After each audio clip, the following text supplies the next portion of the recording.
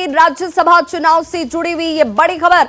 कुछ ही देर में मतगणना की शुरुआत जो है होने वाली है। रिटर्निंग ऑफिसर की देखरेख में ये पूरी काउंटिंग संपन्न की जाएगी। राज्यसभा चुनाव से जुड़ी हुई इस वक्त की बड़ी खबर, मतों की गिनती के लिए काउंटिंग ऑफिसर्स बनाए गए हैं और काउंटिंग के दौरान सभी प्रत्याशी और पार्टी के काउंटिंग एजेंट्स की मौजूदगी होगी। कुछ देर में ही ये पूरी प्रक्रिया की शुरुआत होने वाली है और मतगणना की शुरुआत होने के साथ ही सबकी निगाहें परिणाम पर टिकी हुई। रिटर्निंग ऑफिसर की देखरेख में ये पूरी गणना पूरा किया जाएगा। तो काउंटिंग ऑफिसर्स बनाए गए हैं जो इस गिनती के लिए और इसके निष्पक्षता को बनाए रखने के लिए राज्यसभा चुनाव से जुड़ी हुई इस वक्त बड़ी खबर आ रही है। संवाददाता संजय सिन्हा हमारे साथ जुड़ गए ज्यादा जानकारी के साथ। संजय, क्या जानकारी मिल रही है और कितना वक्त जब ये पूरी काउंटिंग शुरू हो जाएगी?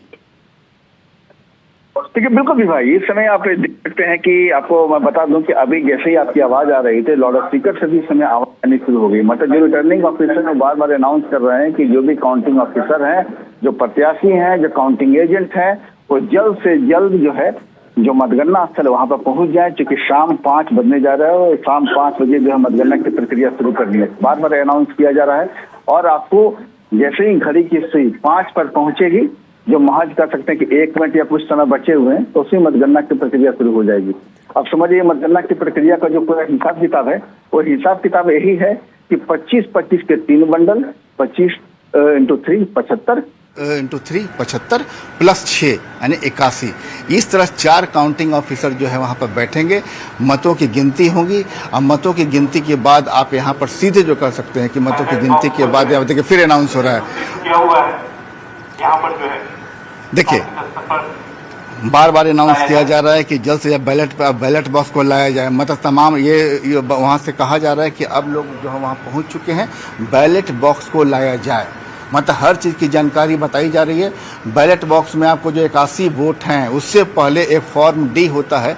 उस फॉर्म डी को जो पोलिंग जो आपको ऑफिसर हैं, वो पोलिंग ऑफिसर फॉर्म डी जिस पर लिखा हुआ कि कुल 81 वोट पड़े हैं, देखिए फिर एक अनाउंस है।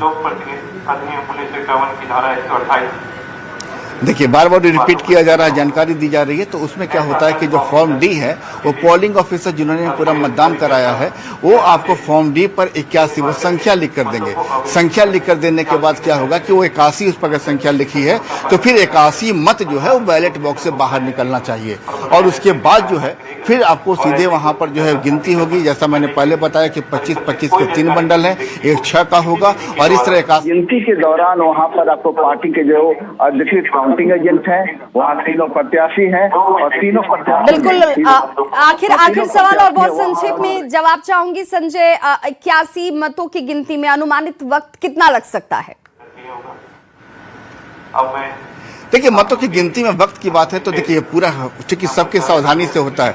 हम जैसा मैंने बताया कि 25-25 के 3 मंडल हैं और वहां पर आपको काउंटिंग एजेंट, जो काउंटिंग ऑफिसर गिनेंगे, तो जो पार्टी के काउंटिंग एजेंट है उन्हें दिखाया जाता है कि ये मत है, देखिए इसको, क्योंकि पारदर्शिता पूरी रखी जाएगी और वहां पर प्रत्याशी भी होंगे। तो हर मत की गिनती के बाद उन्हें दिखाया जाएगा कि एक गिनती हुई बंडल की, तो फिर उन्हें दिखाया जाएगा, मतलब कि तीनों प्रत्याशी संतुष्ट हो जाए कि वास्तव में मतों की गिनती जो है पारदर्शिता के साथ हो रही है। तो इसमें जो पारदर्शिता, जो कह सकते हैं एहतियातन कदम, इसमें समय लगेगा। 81 वोट को गिनने में बहुत ज्यादा तकरीबन 1 घंटे का समय कर लीजिए और उसके दौरान, उसके बाद जब फाइनली जो रिजल्ट आएगा वो रिटर्निंग ऑफिसर इसका अनाउंस करेंगे। लेकिन इस दौरान जब तक ये मतगणना चलती रहेगी, पूरी सावधानी बरतने की तैयारी है। और इसलिए अब सबकी निगाहें इस बात पर जाकर टिक भी गई हैं कि 81 मतों की गिनती जो है वो कितनी देर में पूरी हो जाती है और उसके